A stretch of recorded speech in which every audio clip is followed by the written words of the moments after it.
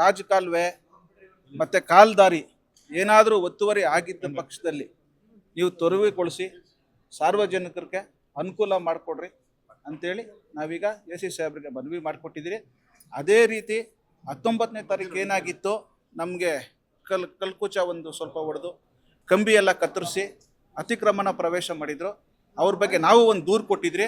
ಸೂಕ್ತ ತನಿಖೆ ಮಾಡಿ ಯಾರು ತಪ್ಪಿಸ್ತಿದ್ದಾರೋ ಅವ್ರ ಬಗ್ಗೆ ಸೂಕ್ತ ಕ್ರಮ ತಗೊಳ್ಳಿ ಅಂತೇಳಿ SP ಸಾಹೇಬ್ರಿಗೂ ಒಂದು ಮನವಿ ಕೊಟ್ಟಿದ್ದೀವಿ.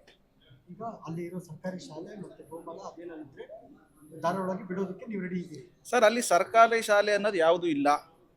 ಒಂದು ನಿಮಿಷ ಸರ್, ನಾನು ಹೇಳ್ತೀನಿ. ಗೋಮಾಳ ಅನ್ನೋಂಥದ್ದು ಯಾವುದೂ ಇಲ್ಲ.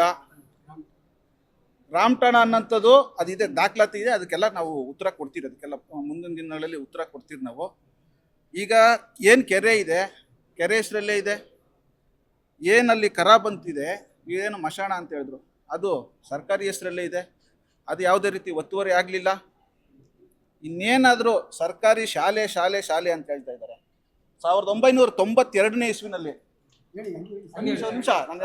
ಡಾಕ್ಯುಮೆಂಟ್ ತೋರಿಸಿ ಹೇಳ್ತೀನಿ ಸರ್, ಅದೇನು ಪ್ರಯೋಜನ ಡಾಕ್ಯುಮೆಂಟ್. GR ಆರ್ಥೋಪೆಡಿಕ್ಸ್ ಕೋಲಾರ್ ಮೂಳೆ ಚಿಕಿತ್ಸಾ ಕೇಂದ್ರ. ಅತ್ಯಾಧುನಿಕ ತಂತ್ರಜ್ಞಾನ ಬಳಸಿ ಎಲ್ಲ ಮೂಳೆ ಸಂಬಂಧಿ ಸಮಸ್ಯೆಗಳಿಗೆ ಪರಿಹಾರ. ಜಾಯಿಂಟ್ ರಿಪ್ಲೇಸ್ಮೆಂಟ್, ಸ್ಪೋರ್ಟ್ಸ್ ಸಂಬಂಧಿ ಸಮಸ್ಯೆಗಳು, ಮೂಳೆ ಮುರಿತ, ಸ್ಪೈನ್ ಶಸ್ತ್ರಚಿಕಿತ್ಸೆಗಾಗಿ ನುರಿತ ಮೂಳೆ ತಜ್ಞರನ್ನು ಸಂಪರ್ಕಿಸಲು 7020532255ಕ್ಕೆ ಹಿಂದೆ ಕರೆ ಮಾಡಿ. 1992ನೇ ಇಸ್ವಿನಲ್ಲಿ ಶಿಕ್ಷಣ ಇಲಾಖೆಯವರು ಒಂದು ಉಪ ತಹಸೀಲ್ದಾರ್ ಅವ್ರಿಗೊಂದು ಅರ್ಜಿ ಕೊಡ್ತಾರೆ. ಈ ಥರ ದಾನ ಪತ್ರ ಆಗಿರುತ್ತೆ, ಇದ್ರ ಬಗ್ಗೆ ನಮ್ಮ ಹೆಸರಿಗೆ ಖಾತಾ ಮಾಡಿಕೊಡಿ ಅಂತ ಒಂದು ಅರ್ಜಿ ಕೊಡ್ತಾರೆ. ಆಗೇನು ಮಾಡ್ತಾರೆ, ಉಪ ತಹಸೀಲ್ದಾರ್ರವರು ದಾನ ಪತ್ರ ಮಾಡಿಕೊಟ್ಟಿರುವ ಶ್ರೀನಿವಾಸ ಹೆಸರಿಗೆ ಯಾವುದೇ ರೀತಿ ದಾಖಲಾತಿ ಇರುವುದಿಲ್ಲ. ಆದ್ದರಿಂದ ನಿಮ್ಮ ಕೋರಿಕೆ ಮೇರೆಗೆ ನಿಮ್ಮ ಹೆಸರು ಖಾತಾ ಮಾಡಿಕೊಡಲು ಆಗೋದಿಲ್ಲ ಇದು ಅಂತೇಳಿ ಹಿಂದೆನೇ ಒಂದು ಎಂಡೋಸ್ಮೆಂಟ್ ಕೊಟ್ಟಿರ್ತಾರೆ.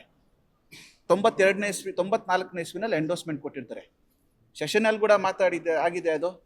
ಅದೇ ರೀತಿ AC ಸಾಹೇಬರು ಏನು ವರದಿ ಕೊಟ್ಟಿದ್ದಾರೋ ಆ ವರದಿಲಿ ಕೂಡ ಇದೆ ಅದು. ಇವತ್ತವರೆಗೂ ಇದ್ರ ಬಗ್ಗೆ ಯಾರೂ ಮಾತಾಡಲಿಲ್ಲ.